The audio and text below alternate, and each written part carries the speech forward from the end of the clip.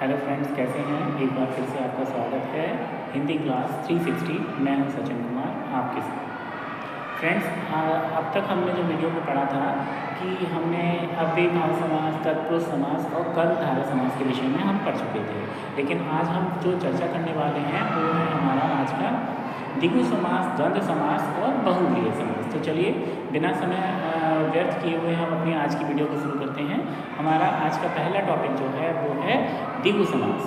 द्विगु समास में हम पहला जो टॉपिक है वो है समास, और हमारा पहला क्या है, पहला है द्विगु समास। द्विगु समास।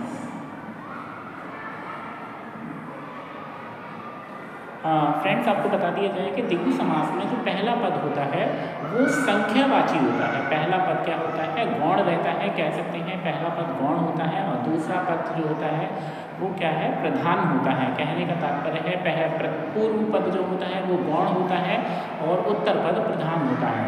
तो हम लिख सकते हैं इसमें पूर्व पद गौण होता है, पूर्व पद गौण और उत्तर पद प्रधान होता है, प्रधान होता है। एक विशेष पूर्व पद गौण होता है और उत्तर पद प्रधान होता है। इसमें एक विशेष बात ये भी है कि फ्रेंड्स, हम आपको बता दें कि इसमें पहला पद जो होता है, पहला पद संख्यावाची होता है। पहला पद संख्यावाची होता है। इसमें क्या होता है, द्विगु समास में पहला पद संख्यावाची होता है। तो देखिए पहला पद संख्यावाची होता है। जैसे हम उदाहरण के लिए समझ सकते हैं, दो राहा। तो हम इसमें दो राहा जो हमें समास दिया है, दो राहा, तो इसमें हम अगर इसका समास विग्रह करेंगे तो क्या बनेगा, दो राहों का समाहार। यहाँ पे ये आपके क्या है, ये क्या है, संख्या आ गई। ये क्या आ गई, संख्या आ गई। फ्रेंड्स, आपको एक और बात बतानी है कि जो द्विगु समास जो होता है, इसमें जो पूर्व पद होता है वो गौण होता है और जो दूसरा पद होता है, उत्तर पद जो होता है वो प्रधान होता है। और संख्या, जिसमें एक पहचान और होती है, इसकी जो पहचान है कि पहला पद क्या होता है, संख्यावाची होता है और उत्तर पद के साथ हम समूह या समाहार लगा के वाक्य को पूरा करते हैं। यदि हमने समूह और समाहार नहीं लगाया तो वो हमारा द्विगु समास ना होकर कर्मधारय समास में बदल जाता है। ऐसे ही अब हम इसका दूसरा देख लेते हैं, जैसे पंजाब। तो ये होगा 5 आवों का समाहार। क्या होगा ये हमारा, 5 आवों का समाहार। तो यहाँ पे भी हमारा क्या आ गया, ये संख्यावाची शब्द आ गया। ये भी हमारा संख्यावाची शब्द आ गया। इसी तरीके से अगर हम और दूसरा देखें, अष्टनिधि या अष्टसिद्धि। हमारा नेक्स्ट एग्जाम्पल क्या होता है, अष्टसिद्धि। तो ये देखिए 8 सिद्धियों का समाहार, 8 सिद्धियों का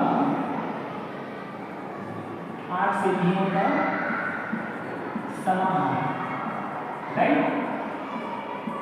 राइट फ्रेंड्स, 8 सिद्धियों का समाहार। इसी तरीके से तो इस हमने आज में ये देखा कि द्विगु समास में क्या होता है। द्विगु समास में पूर्व पद गौण होता है और उत्तर पद प्रधान होता है। इसकी एक पहचान और होती है कि पहला पद हमेशा संख्यावाची होता है, पहला पद हमेशा संख्यावाची कहलाता है। जैसे दो राहों का समाहार, 5 आवों का समाहार।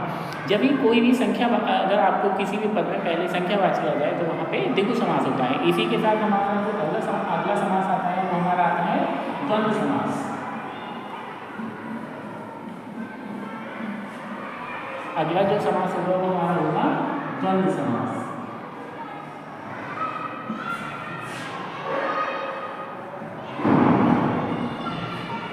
द्वंद्व समास।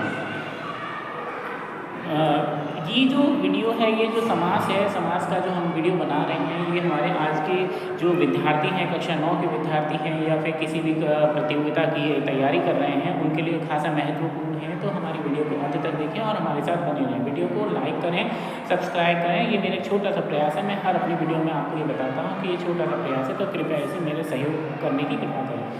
तो हमारा दूसरा है द्वंद्व समास। द्वंद्व समास में क्या होता है फ्रेंड्स कि इसमें योजक चिन्हों का प्रयोग होता है। योजक चिन्हों का प्रयोग किया जाता है।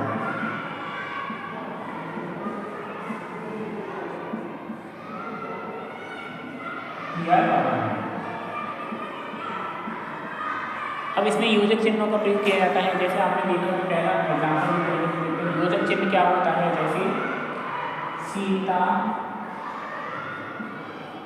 राम। तो फ्रेंड्स ये जो है ये क्या है, ये योजक चिन्ह है। इसको क्या कहते हैं, योजक चिन्ह कहते हैं। इंग्लिश में हम इसको ये जो बीच में है ये क्या है, योजक चिन्ह है। जो डैश बना हुआ है उसको हम योजक चिन्ह कहते हैं। इंग्लिश में हम इसको क्या कहते हैं, डैश कहते हैं। जैसे इसमें क्या दूसरा हम एग्जाम्पल देते हैं, दाल भात, दिन रात। तो इसी तरीके से क्या होता है कि द्वंद्व समास में योजक चिन्ह का प्रयोग किया जाता है। जैसे दाल भात है, दिन रात है, सुबह शाम, माता पिता, गरीब अमीर, ऊंच नीच, इस तरीके से बहुत सारे एग्जाम्पल है जो कि आपको ये मदद करेगी इस तरीके की पहचान करने में कि योजक चिन्हों का प्रयोग किया जाता है। ये जो डैश होता है ये योजक चिन्हों का प्रयोग किया जाता है। ठीक है फ्रेंड्स, इसी के साथ हमारा जो अगला है, हमारा लास्ट ये जो आज के समास का जो हमारा अंतिम जो पॉइंट है वो है बहुब्रीहि समास। हमारा लास्ट है बहुब्रीहि समास।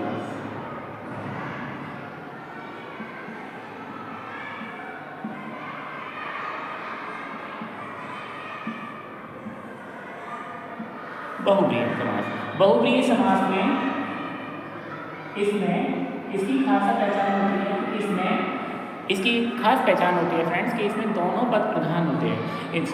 दोनों पद में आपका पूर्व पद प्रधान होता है, उत्तर पद प्रधान होता है, कोई विशेष पद इसमें प्रधान होता है। इसमें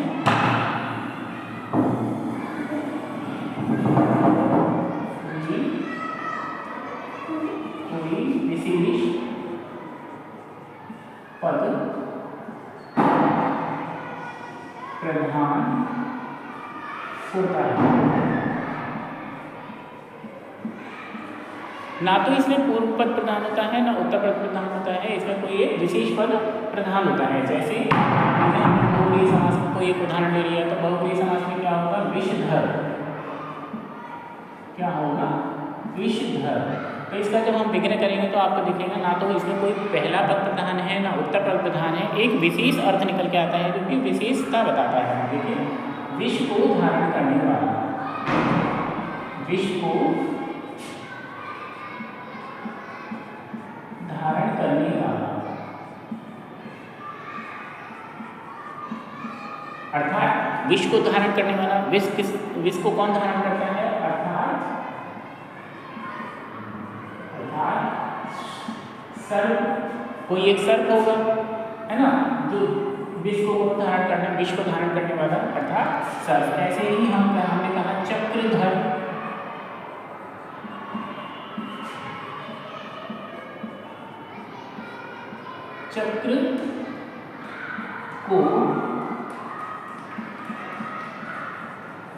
चक्र को धारण करने वाला,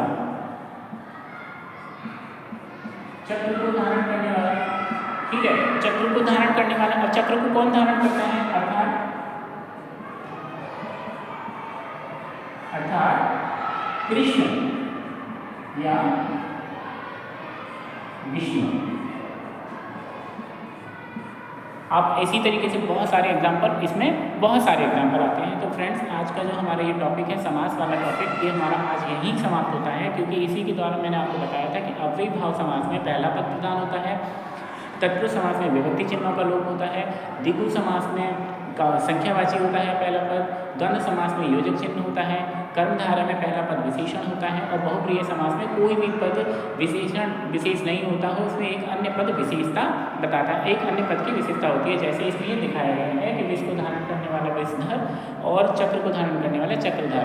ऐसे ही वीणा वादनी या वीणाधर, वीणा पाणी, तो ये सारे जितने भी एग्जाम्पल्स हैं ये क्या है हमारे बहुव्रीहि समास को इंगित करते हैं। मान लीजिए कभी कभी हमें ऐसा भी दिया जाता है कि बहुव्रीहि समास भी होता है और द्विगु समास भी होता है। जैसे तिरंगा, हमने कोई एक एग्जाम्पल लिया तिरंगा, तो यहाँ जब हम ये हमारे विग्रह के अनुसार होगा कि 3 रंगों का समाहार, तो यहाँ तो ये होगा हमारा द्विगु समास। लेकिन 3 रंग हैं जिसमें अर्थात राष्ट्रीय ध्वज, तो ये हमारा होता है बहुव्रीहि समास। फ्रेंड्स, वीडियो को कमेंट्स करिए, लाइक करिए, शेयर करिए और अपना सहयोग मुझे लगातार देती रहिए। मेरा ये छोटा सा प्रयास है और आपका सहयोग मेरे लिए बहुत अति आवश्यक है। तो मैं इसी तरीके से आपको और भी आगामी वीडियो को मैं भेजता रहूँगा। आज की हमारी इसी वीडियो में धन्यवाद।